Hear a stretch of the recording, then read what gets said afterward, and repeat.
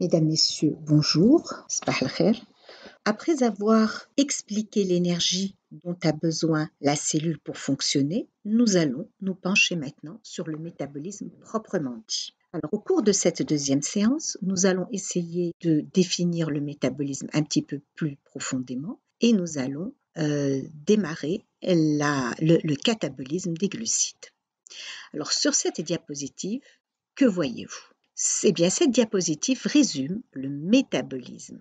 Et vous voyez que, comme nous l'avons déjà dit précédemment, que le métabolisme est un ensemble de réactions.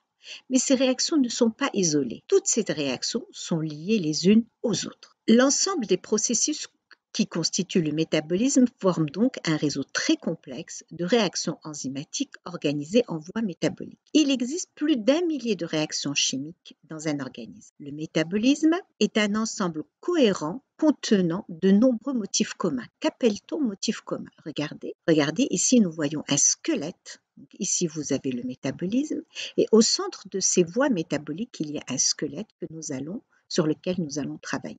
Ici, vous avez la glycolyse, le cycle de Krebs, le mécanisme de la phosphorylation oxydative. Ce n'est pas très clair, mais nous allons les travailler en détail.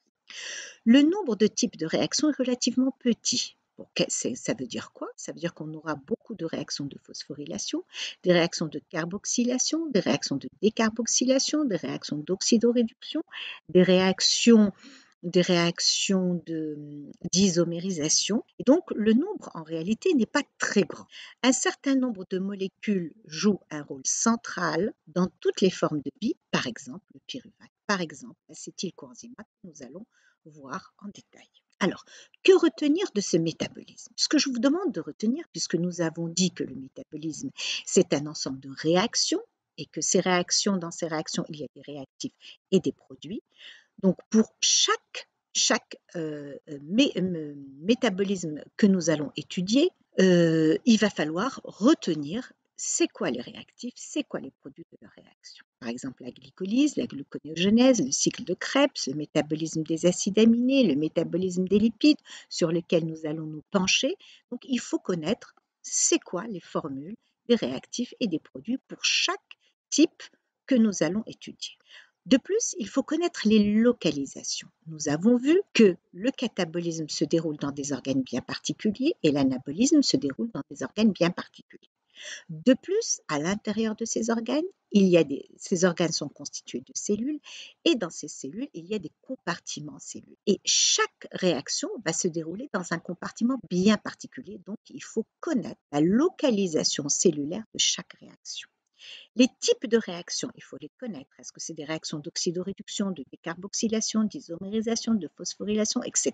Il faut connaître la régulation des voies et les relations entre les voies métaboliques. Donc, c'est ce que je vous demande surtout de retenir dans ce métabolisme. Le métabolisme est quelque chose de complexe et donc, surtout ce qu'il faut connaître, ce sont ces points que vous avez sur cette diapositive. Alors, le groupe de réactions les plus importants et les interconnexions du métabolisme sont les suivants. Donc, nous allons étudier le métabolisme des protéines. Donc, une protéine, au cours de sa dégradation, se transforme en acide aminé. Les sucres, au cours de leur dégradation, vont se transformer en glucose, les lipides en acides gras et glycérol. Et vous voyez, quel que soit le métabolisme étudié, on va passer par des motifs communs, tels que la glycolyse, le cycle de Krebs, donc la phosphorylation oxydative, donc c'est un squelette commun. Et les molécules importantes, le pyruvate, l'acétylcoenzymate, et vous voyez qu'ici, il y a des molécules importantes qu'on va retrouver. Donc, l'axe central du catabolisme est constitué par la glycolyse, le cycle de Krebs, la phosphorylation oxydative. Si la voie catabolique est parcourue dans sa totalité, nous allons obtenir du CO2, du NH3, de H2O, du F et de l'ATP. Maintenant, nous allons nous pencher sur le métabolisme des glucides. Alors, le métabolisme des glucides, nous allons étudier la glycolyse, le cycle de Krebs, la respiration, le mécanisme de la phosphorylation oxydative.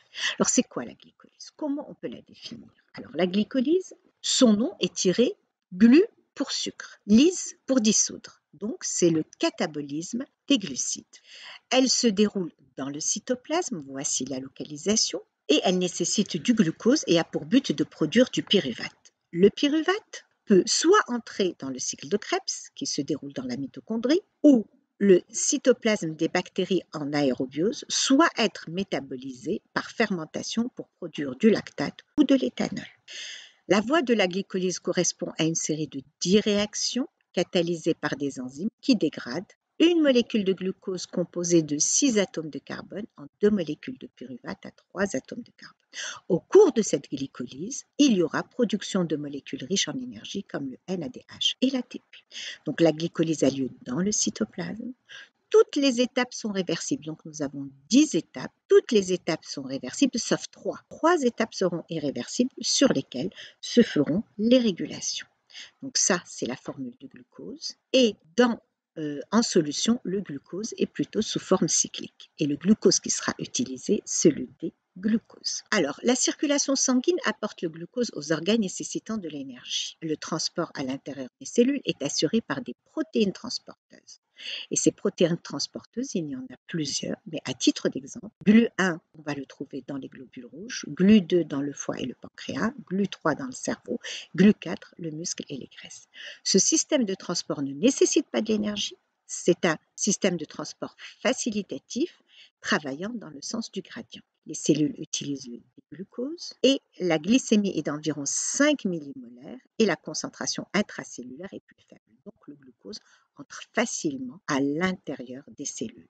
Dès son entrée, il sera phosphorylé et donc chargé négativement. Cette charge négative l'empêche de quitter la cellule.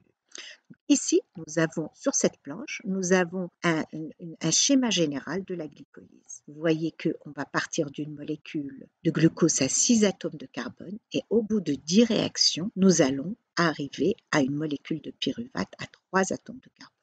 Nous allons étudier chaque réaction individuellement.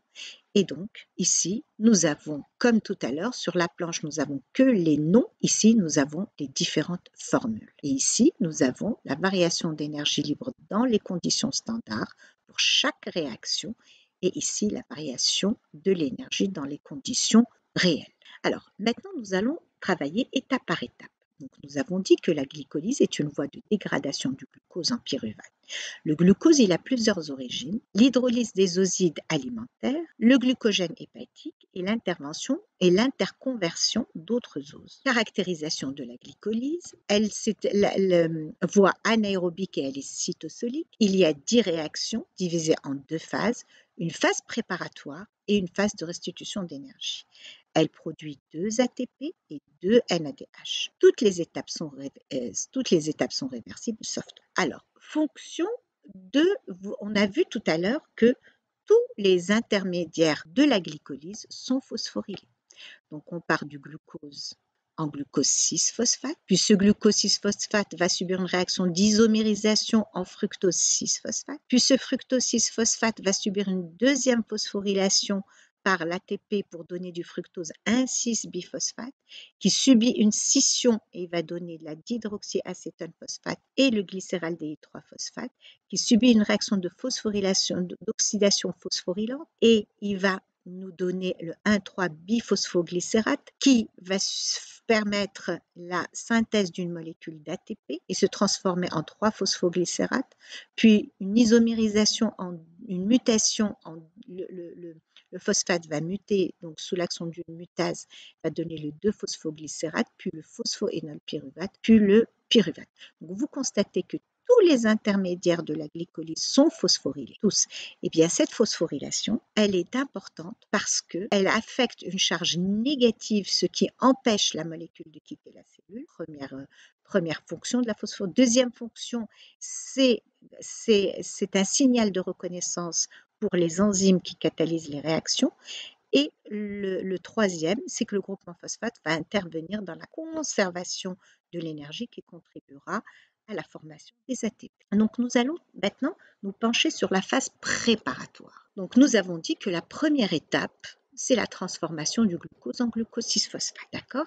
Cette réaction nécessite de l'énergie, du magnésium pour se faire et de l'énergie sous forme d'ATP. Voici cette réaction, la phosphorylation du glucose. L'enzyme s'appelle l'hexokinase. Réaction irréversible. Donc cette première étape est une étape irréversible. Elle est très exergonique. L'enzyme est ubiquitaire, ça veut dire quoi? Que cette enzyme, l'exokinase, elle qualifie une molécule présente dans de très nombreux tissus de l'organisme. Elle est non spécifique, mais elle a une forte affinité. Forte affinité, ça veut dire que dès qu'il y a très peu de concentration de glucose, eh bien, elle va le détecter et le transformer. C'est une enzyme magnésium dépendante, et on a déjà vu ça, que le magnésium, il possède deux charges positives, et il va se fixer sur l'ATP pour neutraliser les deux charges négatives de l'ATP, pour que ce complexe-là puisse se fixer sur l'enzyme. Il y a une consommation d'une molécule d'ATP, et le glucose 6-phosphate est un inhibiteur de l'exokinase. Quand la concentration de glucose est très élevée, eh bien, le glucose 6-phosphate inhibe l'enzyme. D'accord? Donc, la variation d'énergie libre dans les conditions standards, elle est de moins 16,7. Par contre, dans les conditions physiologiques, elle est de moins 33,5 kJ par mol. Donc, la deuxième réaction est une réaction d'isomérisation. C'est la transformation du glucose 6-phosphate en fructose 6-phosphate. Cette réaction, elle est catalysée par une isomérase, phosphoexoisomérase, transformation d'un aldose en acétone. L'enzyme, elle est formée de 2 sous-unités et elle a un poids moléculaire de 125. La troisième réaction, c'est la réaction catalysée par la phosphofructokinase. Et bien, cette réaction, elle est très importante pour la glycolyse. C'est une réaction clé pour la glycolyse. Donc, elle est réaction similaire à celle catalysée par l'exokinase. Donc, la phosphofructokinase a un rôle très important dans la régulation de la glycolyse. Cette enzyme catalyse la véritable étape d'admission. Donc, fructose 6-phosphate en présence de l'ATP nous donne du fructose 1,6-biphosphate. Biphosphate, pourquoi? Parce que les deux phosphates ne sont pas portés par le même carbone. On dira diphosphate quand ils seront portés par le même carbone. Donc, la réaction est fortement exergonique. C'est la deuxième étape irréversible. La phosphofructokinase est une enzyme clé. Sa vitesse est la plus lente de la glycolyse. Étape limitante de la voie métabolique. Sa régulation est étroitement liée à la concentration d'ATP et d'AMP et dépend du niveau énergétique de la cellule. Quatrième étape, c'est la réaction où il va y avoir une scission ici. Elle est catalysée par l'aldolase. L'aldolase est une enzyme formée de 4 sous-unités avec un poids moléculaire de 150 000, bien que fortement endergonique. La réaction se produit parce que dans le cytoplasme, la concentration des trioses phosphates est 8 fois plus basse que celle du fructose 1,6-biphosphate. La cinquième étape, c'est la transformation du triose par l'action d'une triose phosphate isomérase. L'aldolase produit du glycéraldéhyde-3-phosphate et de la dihydroxyacétone phosphate. Seul le glycéraldéhyde-3-phosphate est utilisé par les réactions suivantes.